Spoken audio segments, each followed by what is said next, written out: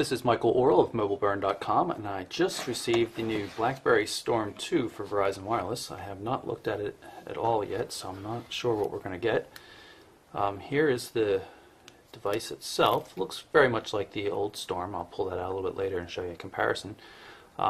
Definitely no click on the display though, unlike the original Storm. So we'll set that aside and just take a quick look at what's in the box. Looks like we've got a pair of wired stereo headphones here, little foam covers for extra comfort. Call button on it. Those are 3.5 millimeters. This is a micro USB cable. Here's the battery. We'll have to stick that in there, see if it says a battery size on it. Looks like 1380 milliamp hours. And of course, a charger. Looks like a standard BlackBerry wall charger with a micro USB connector. So put the battery inside the phone. Look in the back, looks like you have to grab it here and give it a yank. You can see there's a SIM card in there because it's a world roaming phone. Battery goes here. Drop the top edge in, click it back on. There's a protective coating still on it, that's why it looks a little funky right now.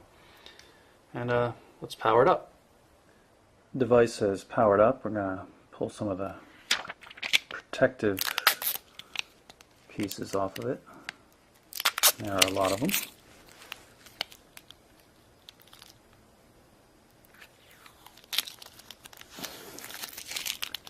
One last one here for the camera. In terms of the hardware design, everything seems to be pretty much spot on with the original Storm. I'm going to try it out later, but it even looks like it's going to fit into the same dock I had for the original Storm. You see all the buttons line up perfectly. There's just a new look, get rid of the chrome and added a black to it. Power port in the same spot. This is the old Storm in my right hand. The new one here, Storm 2 on the left. Everything lines up pretty much exactly in the same place, and even some of the basic specs are the same. 3.2 megapixel autofocus camera and everything. One of the only obvious differences in the hardware design here is that there's buttons down here, actual hardware buttons for call, send, and end in the BlackBerry menu and back buttons on the original Storm, and they're part of the touch surface on the new Storm 2. And the fact that the display doesn't physically move means you get rid of some of these big gaps down here that were present on the original Storm. And you'll notice, I'm pressing on display and it's not clicking. If I power it up though, it certainly feels like it's clicking. I'm going to assume that it's not actually moving, and it's just something like the Moto Rocker E8 did, a piezoelectric haptic feedback or something like that, but it's a pretty realistic feeling. So anyway, we're in the Startup Wizard. Let's just close that out right now. Do not remind me later.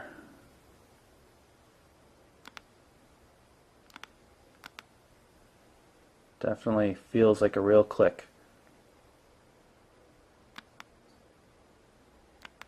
It's almost uncanny how real it feels. Very strange.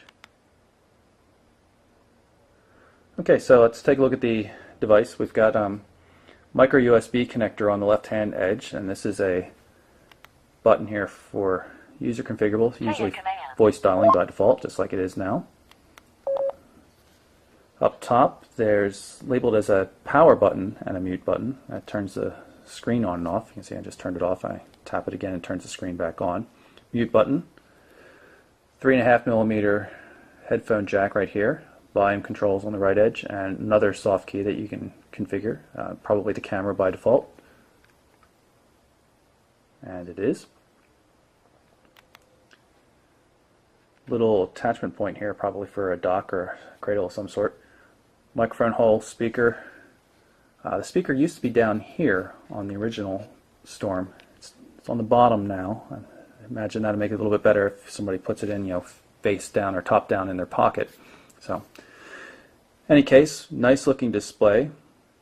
You can see it's totally capacitive in nature. I'm barely touching it, and it's showing, registering, my taps and everything like that. It's only when I press further that it feels like it clicks and actually does something. So pretty nice. It feels very much true to the original Storm without the actual hardware limitations, the gaps and the physically moving display.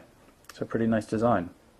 Let's just pop quickly into the main menu, take a look around, see what we've got.